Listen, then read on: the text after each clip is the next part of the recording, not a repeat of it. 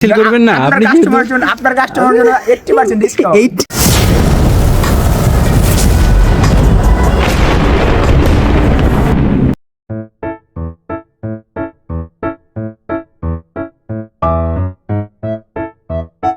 কি অবস্থা ভাই? ভালো আছেন? আপনাদের এখানে কি দেশি মুরগির ডিম পাওয়া যায়? কত করে ভাই? হ্যাঁ?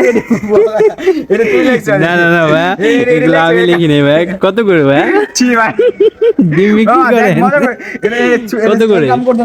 না না ভাই, কত করে ডিম বিক্রি করেন? এটা ভাই অনেক অতিরিক্ত চাচ্ছেন ভাই।